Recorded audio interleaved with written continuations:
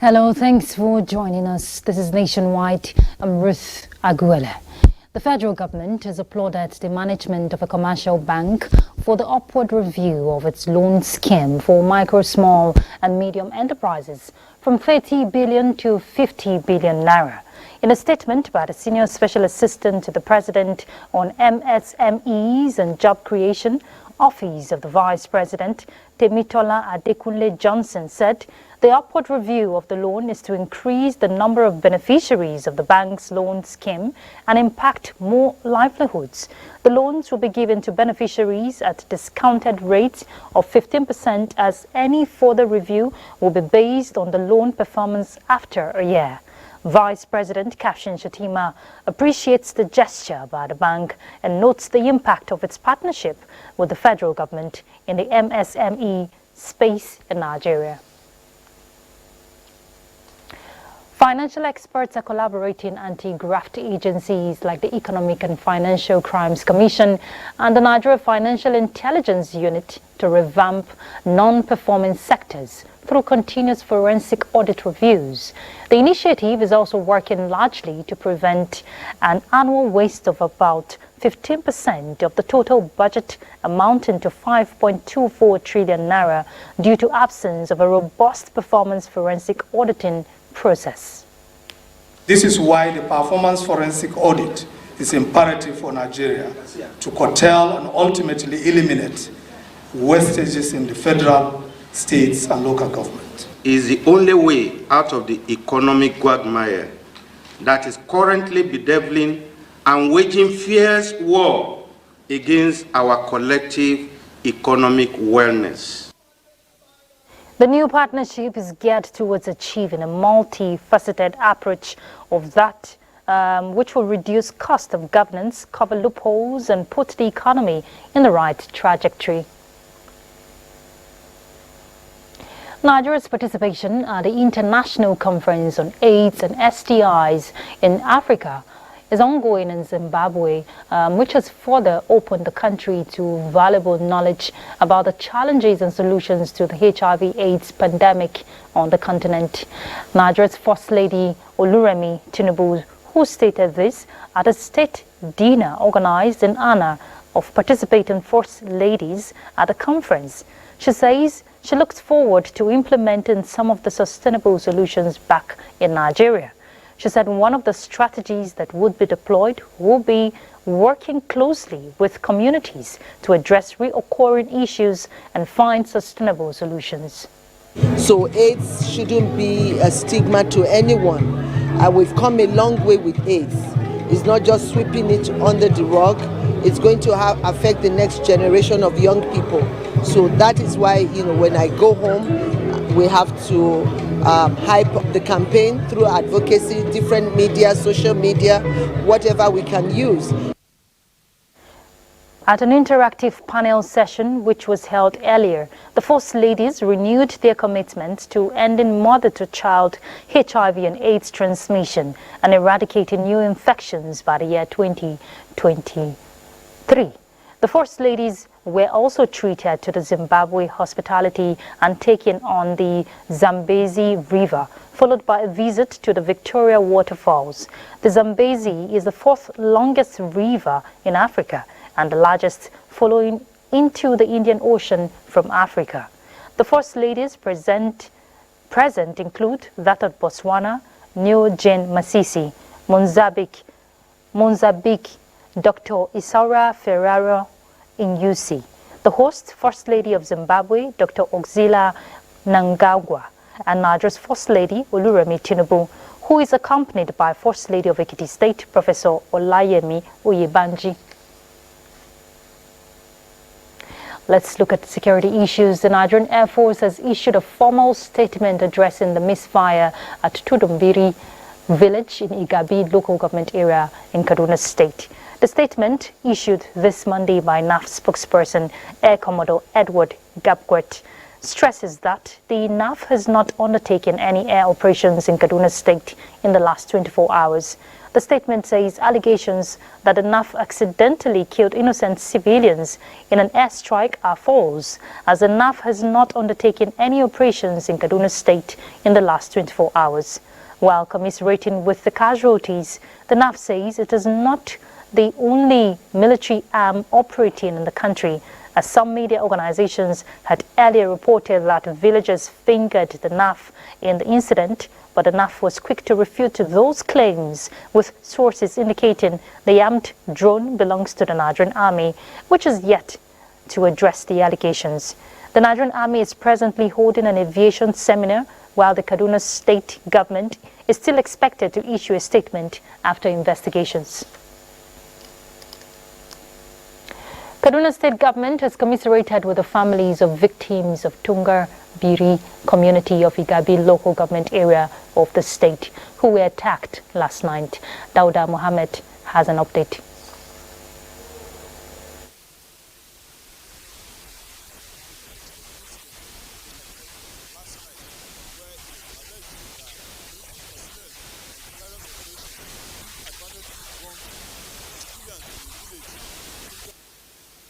Definitely reconnect again.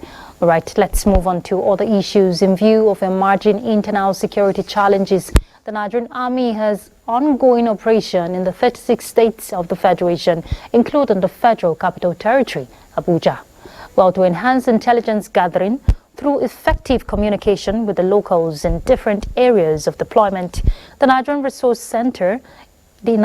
Army Resource Center is developing the capacity of troops in indigenous language proficiency. Now, the course is focusing on Hausa, Igbo, and Yoruba as the three major languages. Combating one form of security challenge or the other. And it is another way to ensure that we can work in one accord with the local population. Not only for the service of the nation, but even on an individual basis. The benefit is immense. People are now able to communicate with their locals, with people wherever they go to, and they enjoy the patronage or the benefit of the language. The 23 course is the 14th in the series. Still on internal security challenges, which experts say can be addressed squarely through adequate funding and equipping of the police force. Well, stakeholders give this advice at a book presentation, Nigeria Criminal Justice System, a contemporary evaluation. Let's get details from Francis Fong. The police plays an important role in the nation's security architecture. Its role in criminal justice administration is even more crucial, ranging from arrest to sentencing of convicted persons. Given their roles under the Constitution, Nigerians expect more from the police in ensuring a safe society. Hence, the need to critically assess its performance becomes imperative. This work adds to the large body of literature that already exists. Its contemporary evaluation makes it invaluable. This book is so handy for anybody who would want to practice police work in relation to criminal justice in terms of prosecution. This book will contribute to the existing body of knowledge and reposition the police for professional excellence. There are issues he has written there which we've observed, we will incorporate. Minister of Labour and Employment, former Governor of Bauchi State, and the immediate past Chief Judge of Delta State called for proper funding of the force to enable them serve the nation better. Until we take up the police force, we cannot enforce law and order in this country.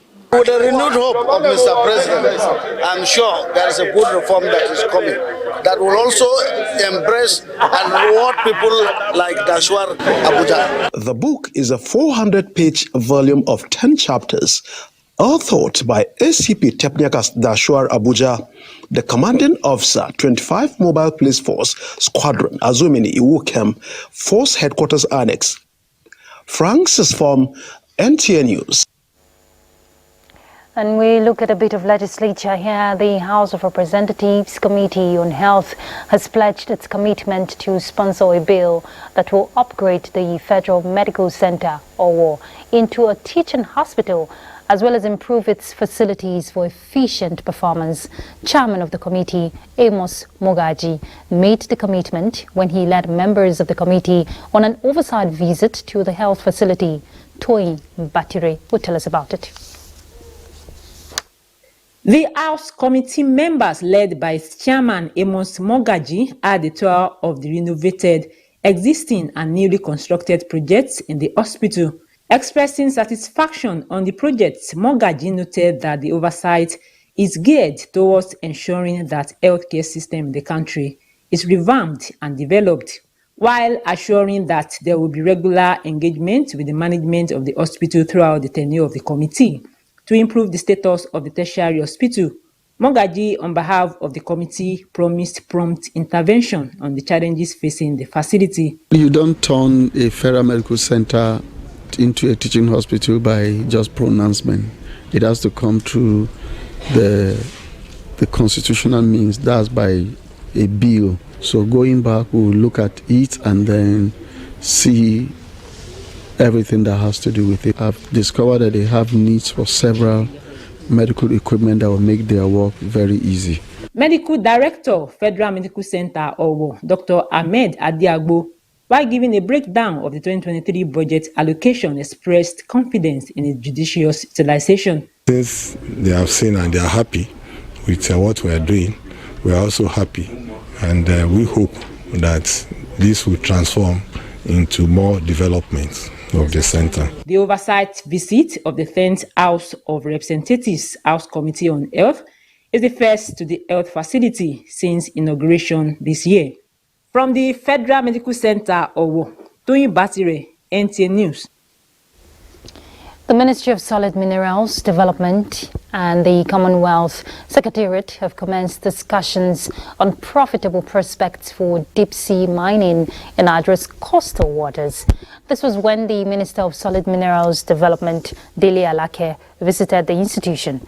Alake said President Bola Tinubu has identified the solid minerals sector as a pillar of Nigeria's current efforts to diversify the economy and the Commonwealth. As an institution which has the expertise to support the administration's efforts, Commonwealth Senior Director, Trade, Oceans and Natural Resources Department, Paul Kautoke, commended the federal government for partnering with the organization for such a huge project, noting that Nigeria, as a coastal country, could explore the profitable prospects of extraction of deep-sea minerals such as copper, cobalt, nickel, gold and rare earth elements. All right, let's head to Lagos to join Hingino. She has our next set of reports. Thank you, Ruth. Lagos State Governor Babajide Sanwo-Olu has urged African leaders, policymakers and intellectuals to devise and think through strategies that will deliver balanced and equitable development for all Africans. The governor gave this charge at a two-day African Investment Conference held in Lagos. Ese Nwamaka reports. For decades, Africa has been marginalized in the globalization process, leaving the continent lagging in human and infrastructure development. However, in recent times, Africa's large and youthful population, which provides both valuable human capital and huge markets, as well as its expansive natural resources, are beginning to draw attention to the continent. This investment conference is aimed at bringing together leading professionals, policymakers, and industry players to examine the continent's strengths, challenges, and opportunities through a lens of innovation and strategic thinking. We will explore emerging trends, innovative strategies, and transformative power of sustainable investment practices that can shape the future of Africa. Lagos State Governor Babajide Sanwo-Olu, who was represented, emphasized that his administration, through the Things Plus agenda, has prioritized investments in infrastructure and human capital while implementing policy changes to diversify the economy and facilitate the ease of doing business. He therefore called on investors to join his administration to build a future stands as a beacon of success and a hub for strategic investment. We have invested heavily in transformative projects, including transportation networks, energy infrastructure, and housing development. Today, Lagos now has its first functional metro rail system, the Blue Line, which commenced operation this year.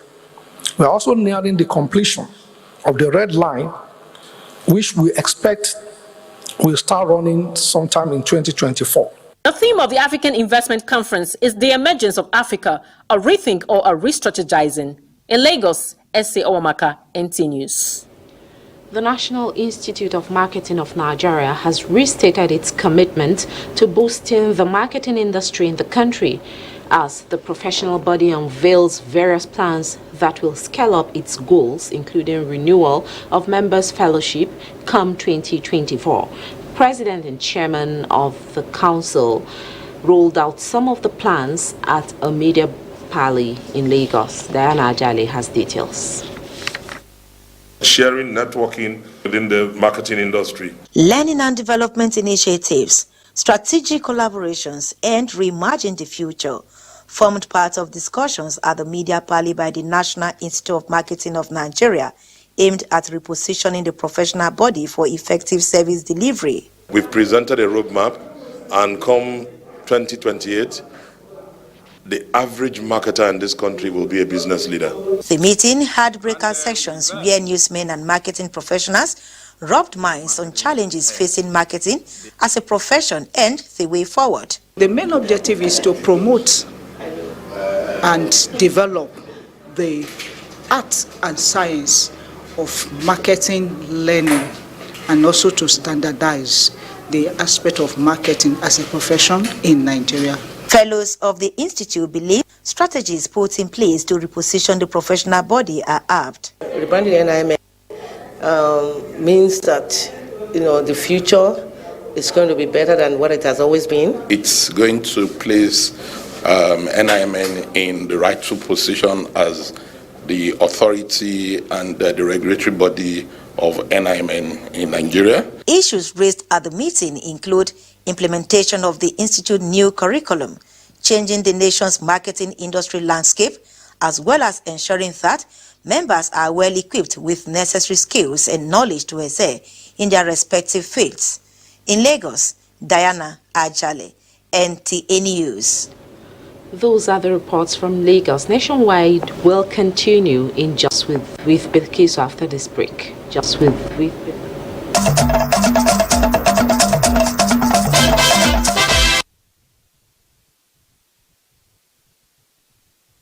Jos. Plateau State government says it embarks on road rehabilitation in the city center in view of the critical role it plays in the socio-economic life of the people. Governor Caleb Mutfwang stated this while inspecting some rehabilitated roads in Jos. Grace Akwego-Tip has details. The measures taken by government to rehabilitate some roads is to give the state capital a facelift and to improve transportation system. Roads inspected include Plateau State Specialist Hospital Runabout, Rampam Street and Masalachi Juma Road. The rest are Nasarawa Gum and Liberty Boulevard. The people of Plateau State that this is a tip of the iceberg, that by the grace of God we want to ensure that Plateau State catches up with other states in terms of development. We'll continue to do our best. We have just started. The state government has also promised to look into the rehabilitation of other roads after the first phase. Because of the inadequacy of funds, what we have done first of all in this first phase is to make sure that the roads are motorable. But that is not the final stage of those roads. We will need to get to the point where we can put a final course of bitumen on those roads. Governor Mutfan solicits the people's support as government will continue to address their challenges. In Jos, Grace Akweguti, NTA News.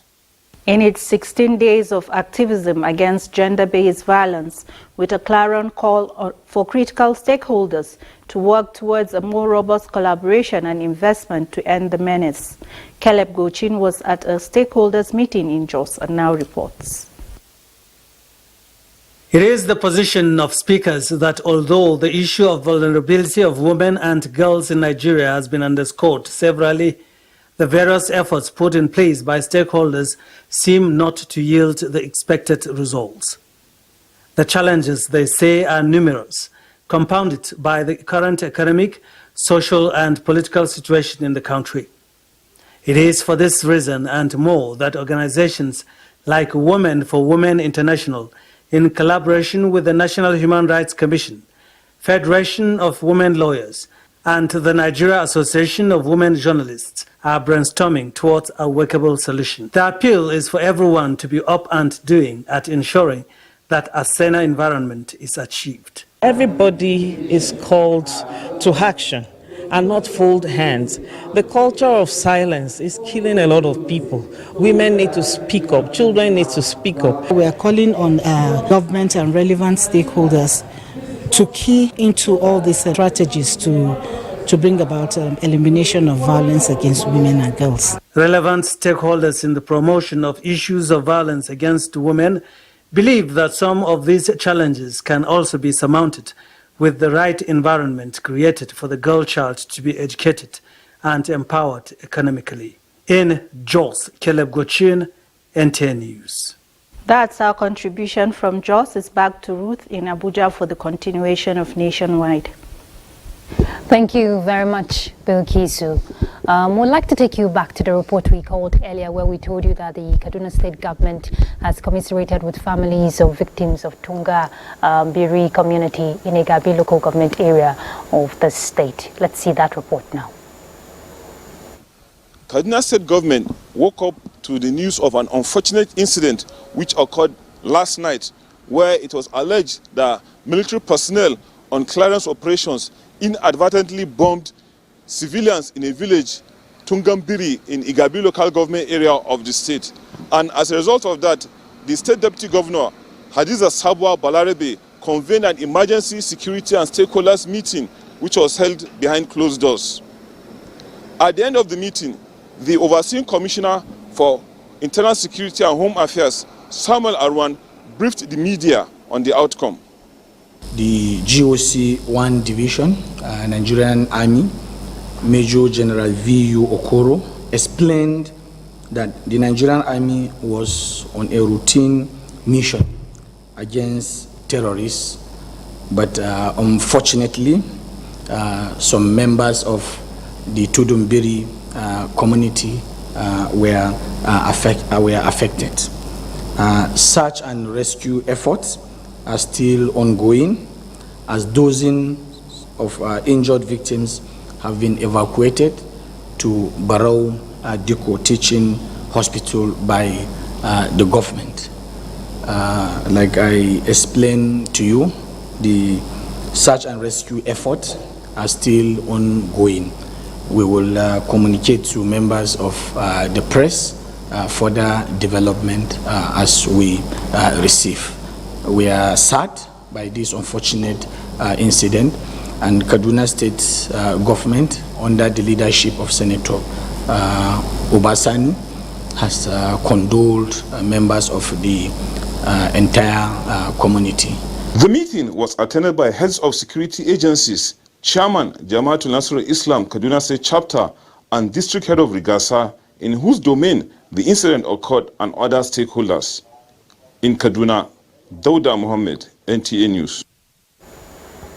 All right, we head to Dubai, where we hear Nigeria enters into another strategic partnership with a leading European manufacturing factory and other multilateral partners for the production of lightweight solar panels after the signing of a memorandum of understanding on the sidelines of the COP28 holding in the United Arab Emirates. Charles Alpha reports that this is coming barely hours after securing a deal on electrification. Nigeria started seeing tangible results of negotiations barely 4 days into COP28.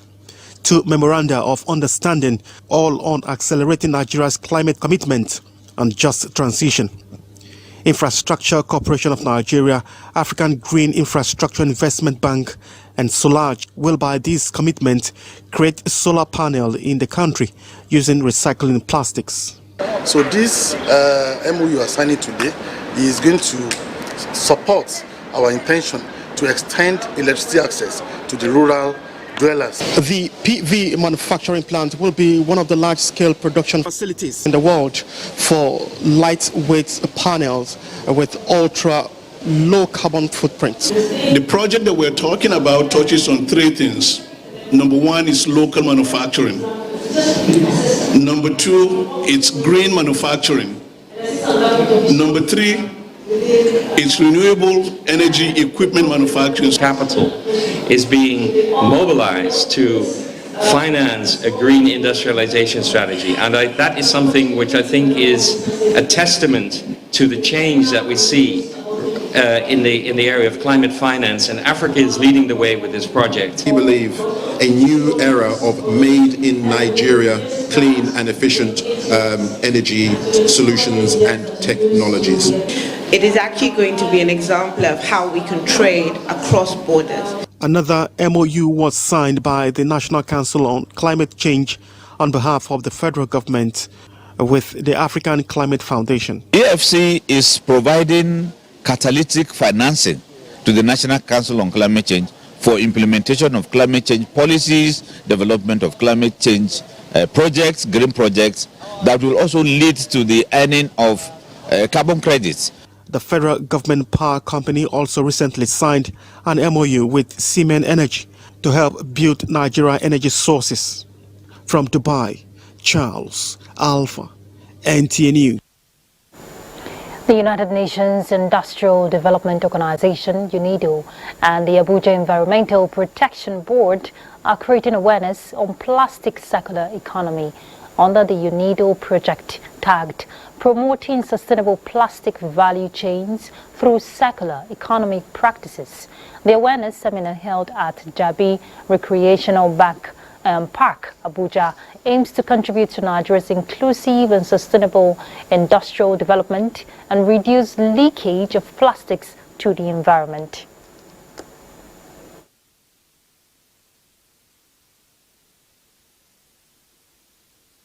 It is no longer waste.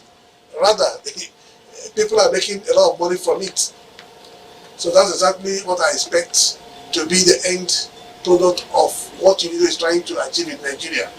That we get rid of our plastic waste using circular economy approach, so that from there we can also derive wealth from it. That is by raising awareness of general public towards better use and disposal of plastics in Abuja and Nigeria at large.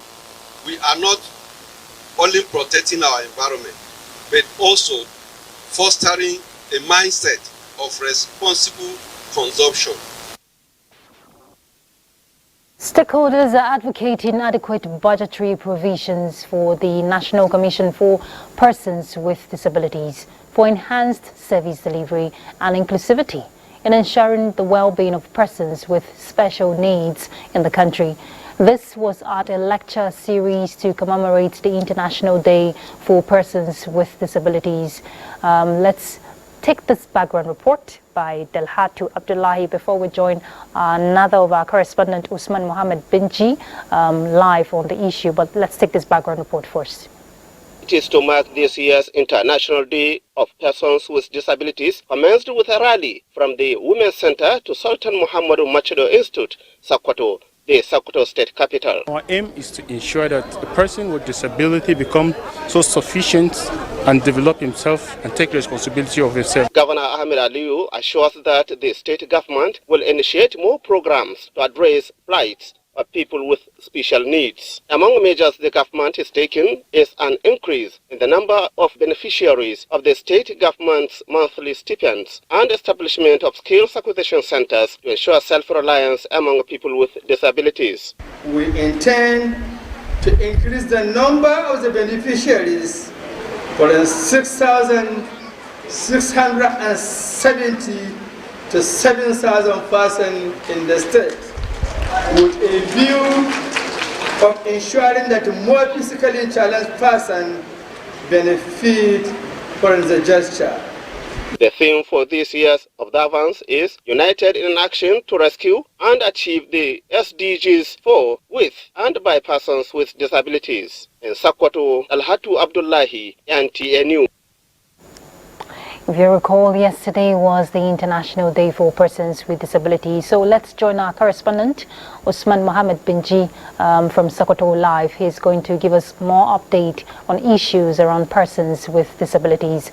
Mohammed, please go ahead.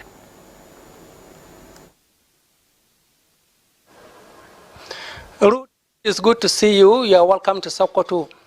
Of course, 3rd of December, every year is set aside by United Nations as a day for persons living with disabilities. And according to statistics, 1.3 billion persons are living with disability worldwide. And in Nigeria, there are about 35 million persons living with disability. In Sokoto, during the celebration or the observation of the day, persons living with disability came out in their number to observe the day. And it was really a big celebration, graciously attended by Governor Ahmed Aliyu, where he made pledges to improve their life by coming up with programs aimed at improving their well-being.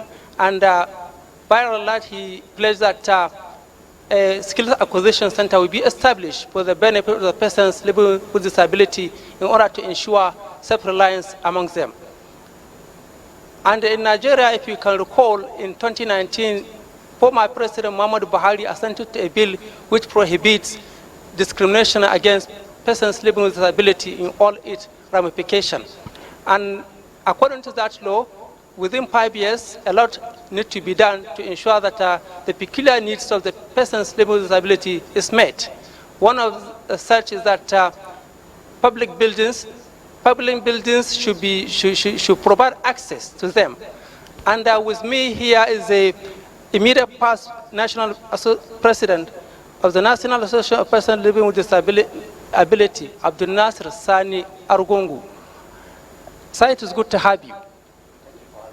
I would like to ask you, there is a law in Nigeria that prohibits discrimination against persons living with disability.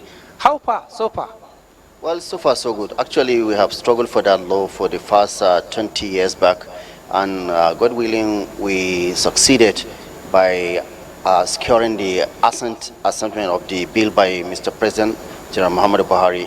And in that act, there's a provision in the act, that is in section 27 of that act, really provided that there is need for any public and private organization to actually provide access, that is to provide ramps for wheelchair users and to provide rail and any access to that. But up till now, as we are talking to you, it's yet to be achieved.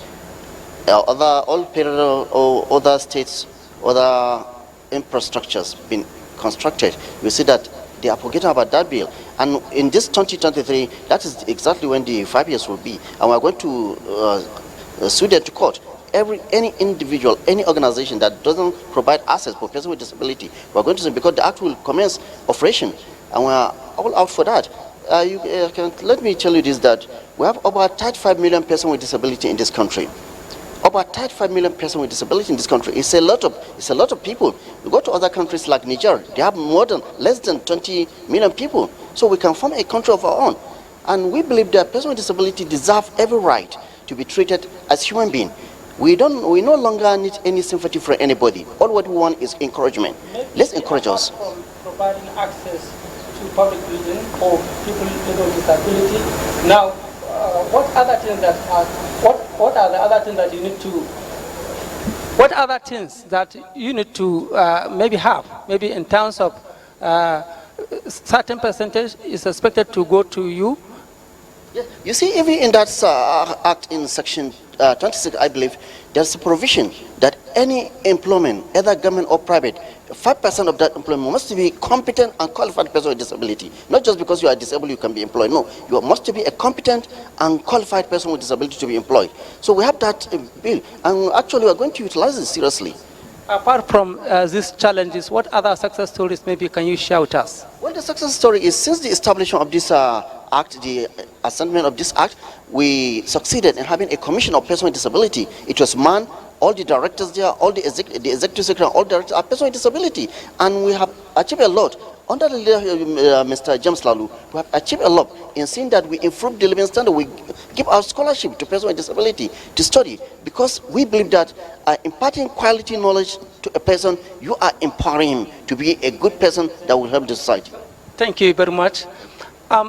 Viewers, that is all we can take with regard to the issue of persons living with disability who celebrated their day yesterday. It is hoped that the state government and all the authorities concerned will use the needful in respect of these persons who are up to more than 35 million people in Nigeria.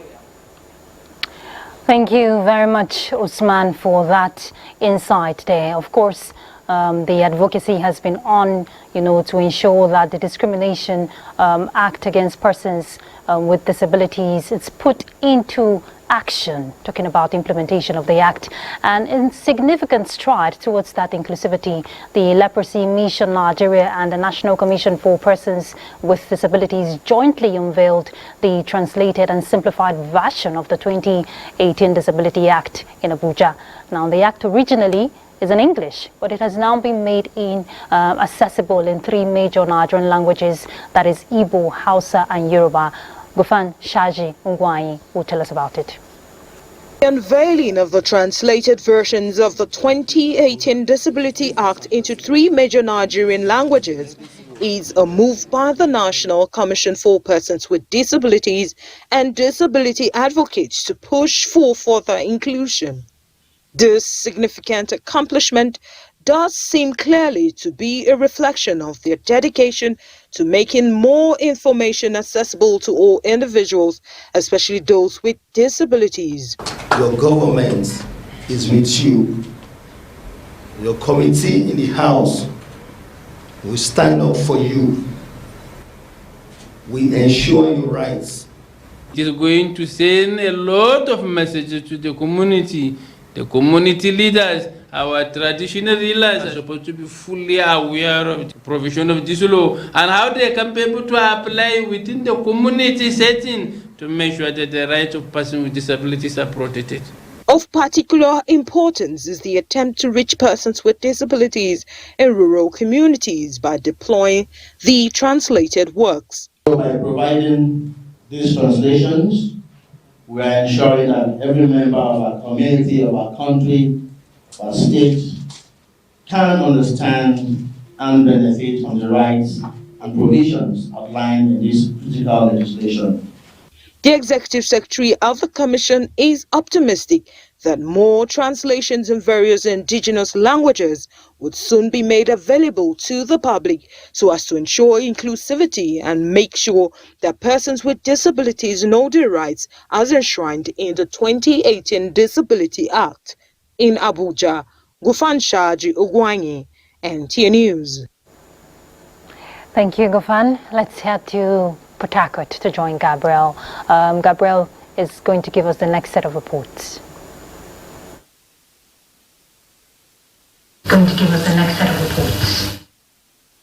And welcome to Port Harcourt. Rivers State Government and 2 private companies have inked a memorandum of understanding to construct 20,000 affordable housing units for middle-class and lower-class income earners, as well as to establish a central spare parts market within the states.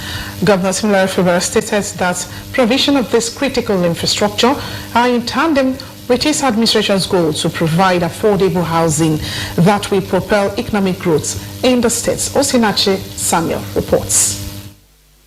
In this climb, affordable housing remains elusive to the average Nigerian, but the challenge is being addressed by the government of Governor Siminalayi Fubara in Rivers State following the signing of the Memorandum of Understanding for the construction of 20,000 affordable housing units to cater for the housing needs of low-income earners. In the same vein, an MOU for the development of a new central spare parts market was also signed. Rivers State Attorney General and Commissioner for Justice, Professor Zacchaeus Adango, signed on behalf of the state.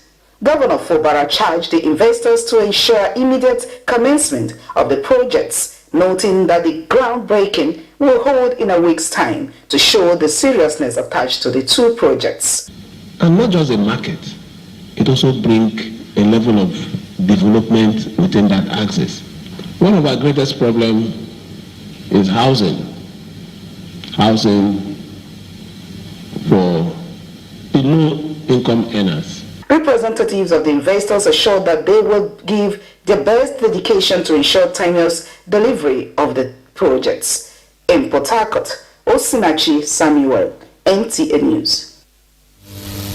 In our bid to strengthen the relationship between the military and host communities to stamp out criminal activities in communities and the states, the Nigerian Army 29 Battalion, 6th Division Port Harcourt had distributed palliatives and reading materials to communities in Element local government area of the state.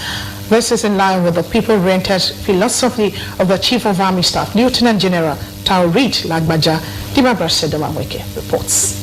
The initiative, which started a month ago, had seen other local government areas benefit from this gesture. But this time, it is the turn of the people of Ebubu and Aleto communities in Element local government area. The army distributed palliatives to Love Crucified Orphanage, Aleto, students of Community Secondary and Primary School Ebubu, and some widows. Distributing the items, Commanding Officer 29 Battalion Nigerian Army 6th Division, Lieutenant Colonel Ishaya Manga, described this gesture as a subtle way of giving back to society to actualize the vision of the Chief of Army Staff. We believe that this fight against oil theft, cultism, kidnappings, armed robbery cannot be effectively dealt using the kinetic approach, because you need information to execute your operations. The beneficiaries expressed gratitude for the gesture. I thank all of us.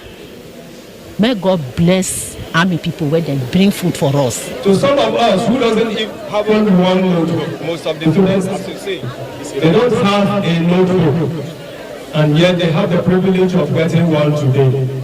Many have been planning to go astray, but with the advice from you people, you have taught us a lot. We are very grateful. This is the first time in the history of our establishment of seeing you in this manner. The Nigerian Army is poised to exploit the existing cordial relationship between the military and the state. In Eleme local government area of Rivers State, Dibabari Siedomaweke, NTA News. And that is it from Port Harcourt. Nationwide will continue with Abubakar in Maiduguri after this break.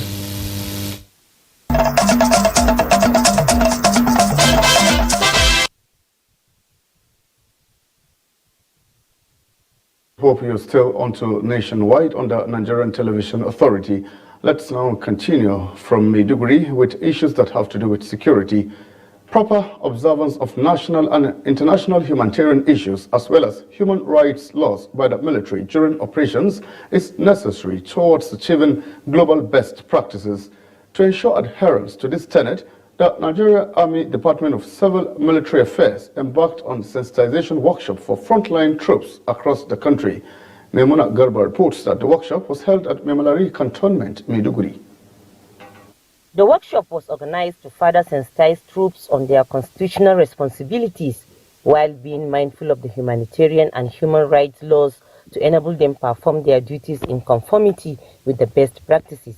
General Officer Commanding 7th Division Nigerian Army and Commander Sector 1 Operation Hadinkai, Major General Peter Mala, described the workshop as timely due to pockets of humanitarian crisis in the region and alleged cases of human rights violations against personnel of the Nigerian Army, occasioned by over a decade-long war against terrorism. It will also equip us with the necessary skill to support civil authorities and non-governmental agencies to deliver humanitarian relief services. Chief of Civil Military Affairs Major General Nasakare Ogbo said the workshop is important because the Nigerian Army is currently engaged in numerous operations within and outside the country, stressing that Operation Haɗin Kai is involved in all the joint, combined and multinational operations. You must be disciplined and conduct yourselves within the ambit of appropriate laws and regulations while avoiding actions that are capable of bringing the Nigerian Army to disrepute. The presentations focused more on understanding the application of acceptable rules during military operations and constitutional responsibilities of the Nigerian soldier, among others.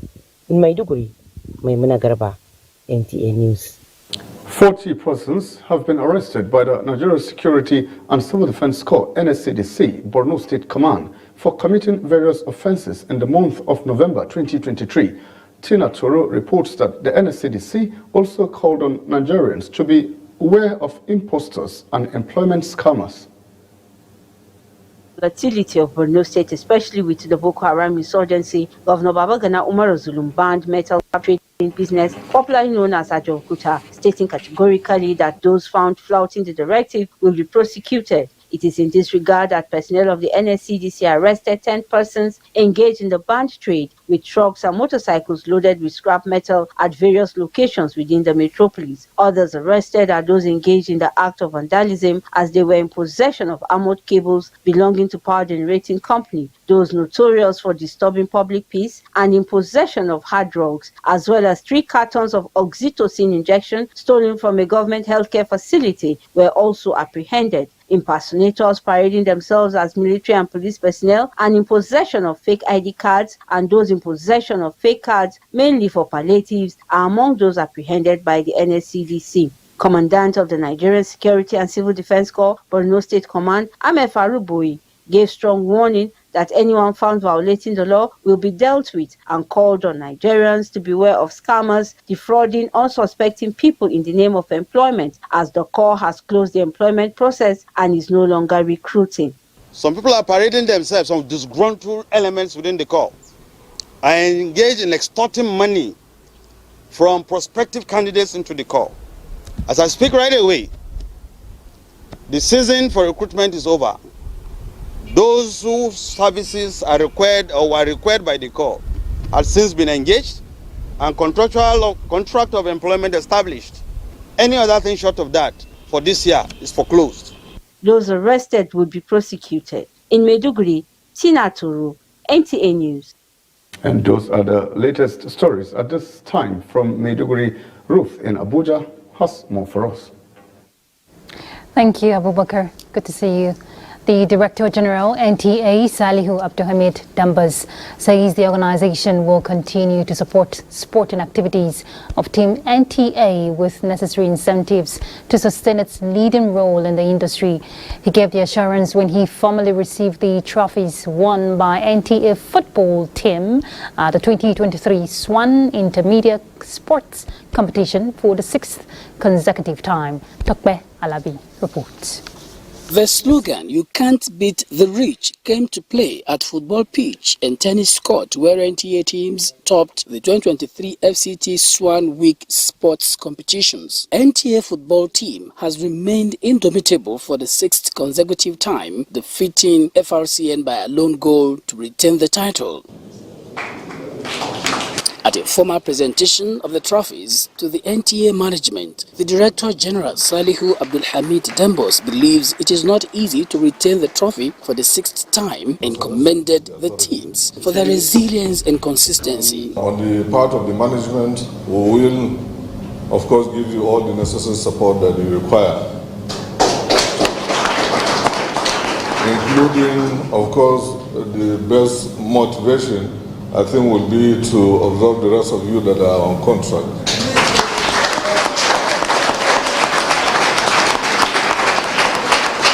And in addition, you'll be cutting away with the sum of 500,000 naira.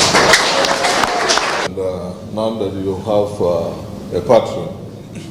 I think that is going to add value to what we are doing. The teams appreciated NTA management for supporting them to succeed and thanked the DG for facilitating contract members to secure permanent and pensionable appointments. It's one thing to win the trophy, it's another thing for that trophy to get the acceptance of the management. And with this kind of acceptance that we have received over these past 6 years, one cannot but be committed to winning more. Apart from retaining the coveted trophies, NTA team also won the most valuable team of the tournament. In Abuja, Tokwe Alabi, NTA. Congratulations to the indomitable team, NTA. And that's nationwide. Thank you for your time. I'm Ruth Aguele. Bye.